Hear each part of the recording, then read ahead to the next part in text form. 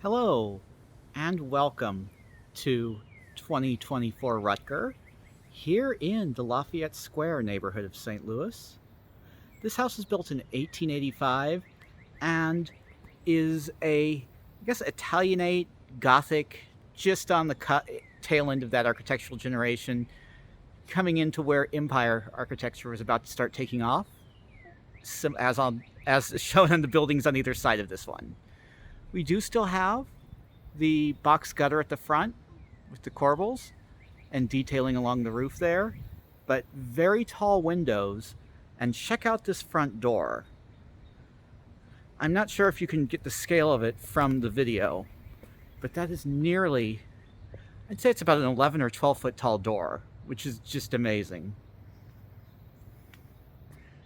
We have the front yard here, formal, with what looks like it's either original or at least period iron railings, as do the house, which are also used on the house next door. A lot of these were lost during World War II because the metal was sent for recycling for the war effort. So we come and look at the front of the house here, some of the detailing of the windows. And I'm just going to go over to this door as I open it. Check out how tall this is.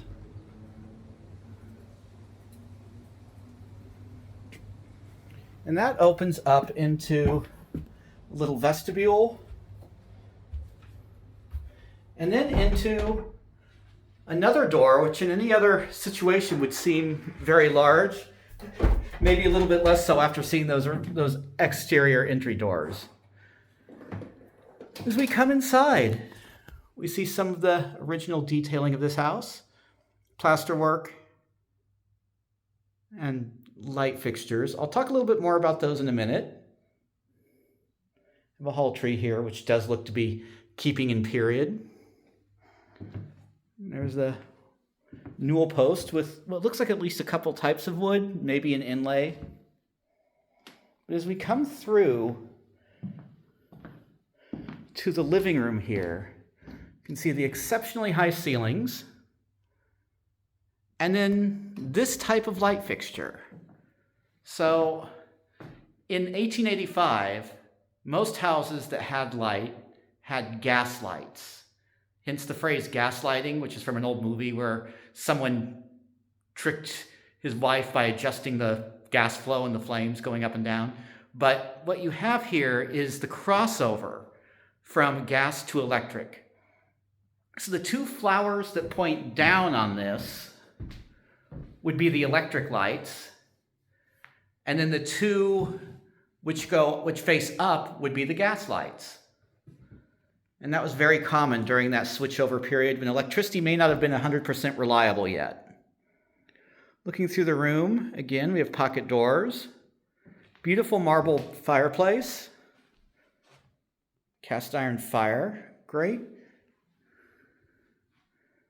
and a bay window set here. This is seen from the front. Now this does go through to the dining.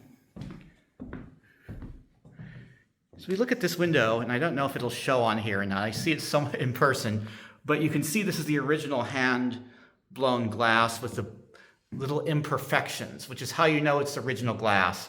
Replacement glass is very nice and flat and machine-made, and that's how you know you still have the original glass in the windows, if it looks a little wavy and has bubbles and everything in it. Here, we have another marble fireplace and another gasolier. Again, nice good size dining room here.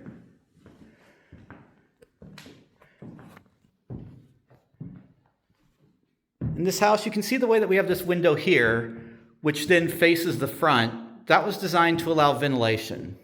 We have the kitchen off the back, and obviously this is not what a kitchen would have looked like in 1885.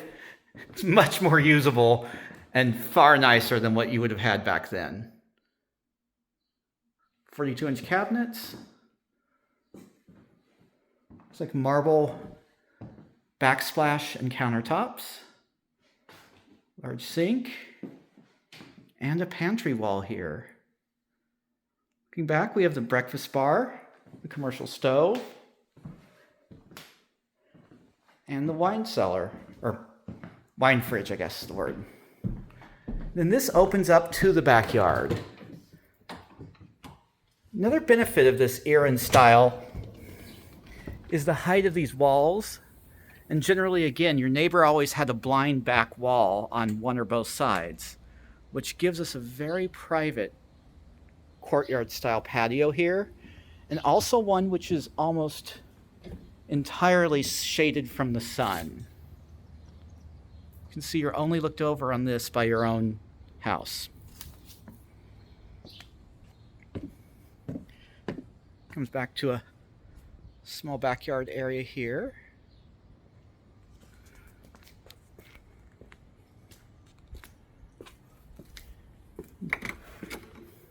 Have a modern 2-car garage, drywalled even.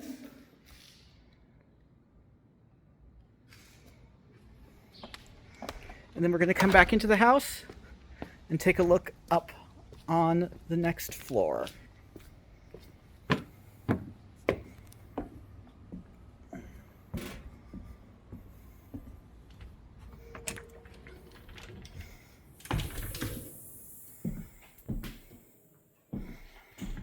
Okay, we have 2 sets of staircases here. See the top of that later. And downstairs powder room.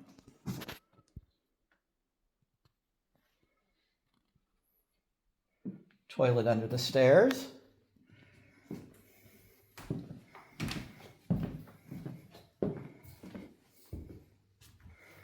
And coming upstairs, one of the things that seems a little odd to people unfamiliar with this era is when you get to the upper floor, you have a couple extra stairs which go to these rooms.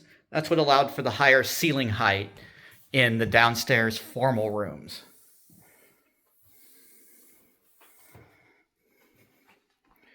Here we have the primary bedroom, the owner's suite. This is over the living room with the same footprint.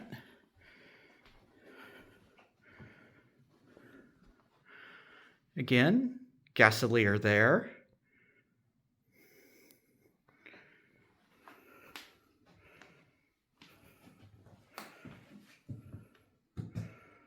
Large shower.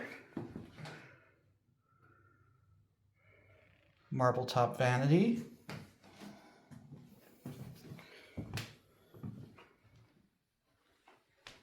And coming in, moving on, we have bedroom 2. Again, this is over the dining room, so same footprint as that. A little bit plainer. So you can see we have a mantelpiece here, which is, I think that's wood, even though it's styled to look like the marble. Again, for a second bedroom, it wouldn't be quite as ornate. And we also have a less ornate gas electric chandelier here. Just for the record though, these have been converted obviously to all electric. There shouldn't be any gas lines hooked up or anything anymore. No one's used those probably since before World War I. And as we come back down, go down those 2 little steps. We have a nice little stained glass window there. Plaster detailing. Nice single light, gas electric look chandelier. We have the main bathroom here.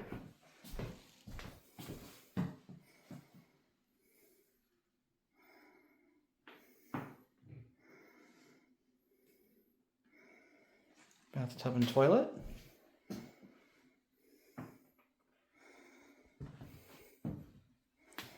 Second floor laundry here.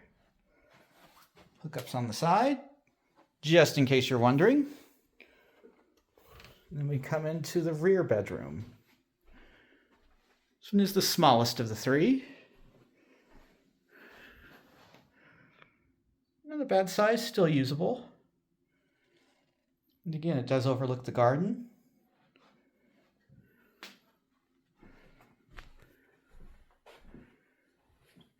And this time I will take us down the service stairs so you can see those.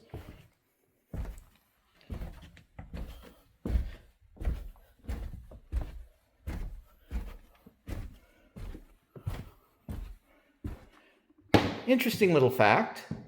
There may have been a live-in servant who lived here in that small room. And I don't know about America so much, but I did read that in England, one of the leading causes of death within homes was falling down service stairs, because you had servants who were carrying trays or parcels or heavy things up and down stairs that often didn't have handrails, and the service stairs were always narrower. Obviously, that's less of an issue now because we've retrofitted things. And as we come down here, we have a really nice basement area. It could be used for a little entertainment space, or looks like they had an art studio down here.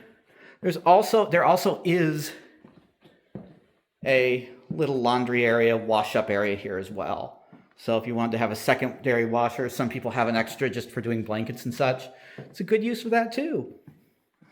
But this house really does contain a number of interesting original features and shows how an upper middle class family would have lived at the time. Thank you very much for watching, and please remember to like and subscribe. Thank you.